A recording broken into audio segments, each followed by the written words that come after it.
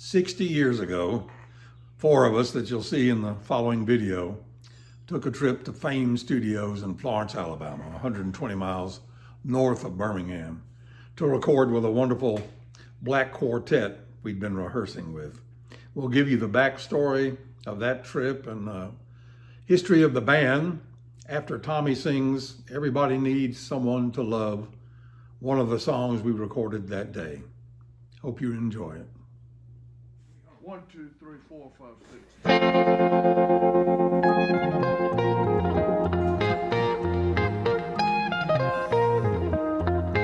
Everybody needs someone to love, to love. Everybody needs someone to love, to love. Everybody needs someone to love, to love. Everybody needs someone to hold, to hold. And I need somebody to care. Yes, I do. Yes, I do. Yes, I do. Yes, I do. Yes, I do. All through the year, love is in the air. People are going to parties and everywhere, and I need somebody to care. Yes, I do. Yes, I do. Yes, I do. Yes, I do. Yes, I do. Now I need someone to love, to call my own. To call my own. We could have a love no one else can ever share. Everybody needs someone to love, to love. Everybody needs someone to love, to love. And I need somebody to care. Yes, I do. Yes, I do. Yes, I do. Yes, I do. Yes, I do. Everybody needs someone to love, to love. Everybody needs someone to hold, to hold. And I need somebody to care. Yes, I do. Yes, I do. Yes, I do. Yes, I do. Yes, I do. Yes, I do. Yes, I do. Yes, I do. Oh, yes, I do. Yes, I do. Yes, I do. Yes, I do. Yes, I do. Yes, I do. Yes, I do. Yes, I do. Yes, I do. Yes, I do. Yes, I do. Yes, I do. Yes, I do. Yes, I do. Yes, I do.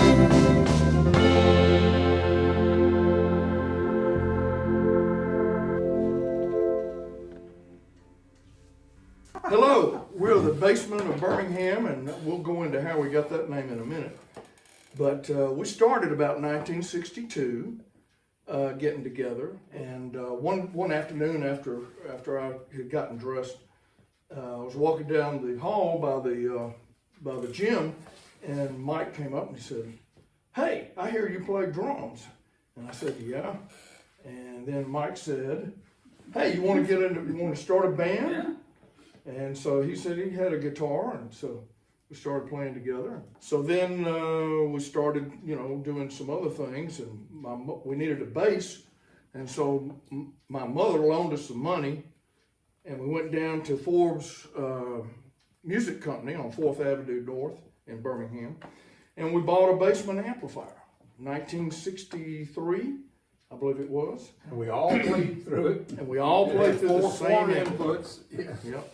And so that's where we got our name, the Bassmen, because we just loved the amplifier. And of course, Rob was playing guitar, and he had been taken from this guy in the band that Chuck was playing with, I believe, That's right. Craig Fulford. That's right. And so anyway, Mike, you want to talk a little bit? Oh, no, that's all right. Okay. You're doing a great job, Ted. All right, buddy. So I ran into my church friend, Bob Bell, at school one day, and he said, "Hey, I hear you've got a band, and I've got this guy that can really sing well, and he's got a quartet with him."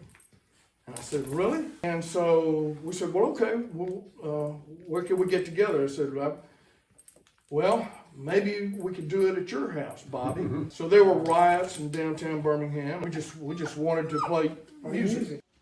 So anyway, in late 1964, we to get back to Braxton and the Vandellos, who Braxton had come from Detroit, and I don't know the story behind it, but he was from Birmingham and went to Detroit trying to make it. Recorded a couple of tunes up there. One of them was "I Need You," and it was a great song, but it just never went anywhere. But he actually got it on the Motown label. Yeah, got it on a Motown label. It was pretty neat. And so anyway, he fell on hard times or whatever. Came back to Birmingham and started working at the Gulf Station in Crestline Village. And so then we went over to Bobby Bell's house, and these four black guys showed up. This is 1964 late, and they were still having riots downtown and everything else. So we got together and we learned 3 or 4 songs, and Original songs. that were written by Braxton. Yeah. The first one was "Everybody Needs Someone to Love." So anyway, we made a demo at Bowell Studios, which was at the time under the Cleaners in English Village, and so we could get in the back way and nobody'd see us, you know. And so anyway, we recorded this demo tape, and then one cold winter's day in late December, I think it was right after Christmas, Mrs. Bell drove us up to Nashville in her 48 Ford or whatever it was. It was an old car. And Bobby and I went up there, Bobby Bell and I and Mrs. Bell went up to Nashville. And we drove around to a few places here and there. And we finally went to this place called Tree Publishing. I said, "What is that?" Oh. It turns out it was Billy Sherrill, who had been in business with the guy that started Fame Studios, Rick Hall, in Muscle Shoals. So we just happened to just fall into this by serendipity, and walked in and let him. He said, "Would you listen?" My Mrs. Bell said, "Will you please listen to this?" And so he took heart and listened to it. And he said, "You know, I like it." And he said, let me see what I can do here." We went home, and Mr. Sherrill called us back and said, "Hey, there's this new recording studio in Muscle Shoals, Alabama, Of all places. and it's called Fame, Yeah. which is Florence, Alabama Music Enterprises, I think that's what it stands for. Anyway, so we said, okay, we never heard of it. And so he said, "I've got y'all scheduled for second week in January 1965. So I remember we got everything together, packed it in the back of this van. Chuck was there. Chuck went with us. Vaughn went with us. You know, us three. Got this producer, and his name was Hoss Allen. And we never heard of him. He was some DJ or something in Nashville. And so anyway, he turned out to be the producer. And he came in there and said, "We want you to do it this way and that way." He said, "I want you to play it funky." And I had never heard that word before. And I said, "Sir, I'm not going to listen to that kind of language. You can just shut up right now. I'm going to leave." We tried for several hours to make him happy. We couldn't make him happy.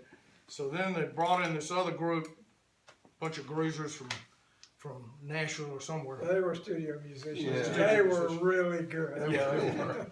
You know, we tried for 2 hours to please him. But Braxton, And then they brought in this other band, and oh God, we were just I was depressed about that for like 40 years. Until, I'm still kind of depressed about it, but that's.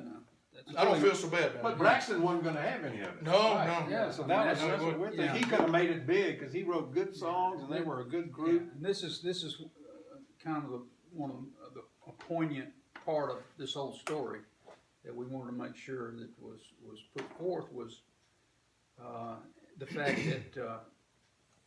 that Rick Hall said, hey, either you get a new group to back you up or What, Rick or Hoss? Hoss. Hoss Allen, Yeah, you back you up, or we're not going to do this. And so Braxton just told him, he said, if these guys don't back us up, forget it. You know, so Braxton, I mean, this was probably his one shot at the big time, and he gave it up because he felt loyal to us because we had gone out of our way in Birmingham to help him out and to back up his group, and we really enjoyed that time together. Those guys were funny and fun and Terrific. really good Very, very singers, all of them. So anyway, later on, after the smoke cleared, about 3 months later, we decided, well, we're gonna record this song, "I Need You," and so That Braxton had written. that kind of helped us. He helped us. We helped him a little bit, but he helped us a lot. And Rob, if you look right behind you, there's a box with about 400 of our. Oh, on the right, the one on the right of that.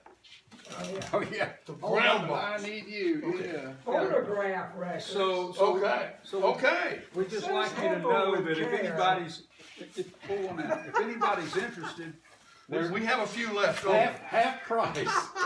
yeah, they're on sale right now That's right. $1 a piece. for the low price. Unbelievable. Yeah. Yeah, take it out of the wrapper there, Chuck. Yeah. They may not be able to play these anymore. They don't have a 45 player. They may not know what they are. Yeah, Lee. Okay. I Need You and Leanne. By the way, 45 stands for revolutions per minute. No, 45 doesn't stand for that. It doesn't. Oh, no, it doesn't stand for, but Yeah. it's 45 45. RPM. That's right. Anyhow, just thought it'd be interesting. Well, Very thanks cool. for listening. Enjoy the song. So anyway, Rob Hackney, Tommy Allison, Mike Easter, Easter, Chuck Chuck Butterworth, the Bassmen. we've been friends for Yeah. ever since we were teenagers. Yeah, and we really appreciate everybody that watches our channel. We have a ball doing this, as you can probably tell by looking at the videos. And we're gonna keep trying to do this as long as we're able, and hopefully that'll be for a long, long time. Thank you. Thank you for all our fans.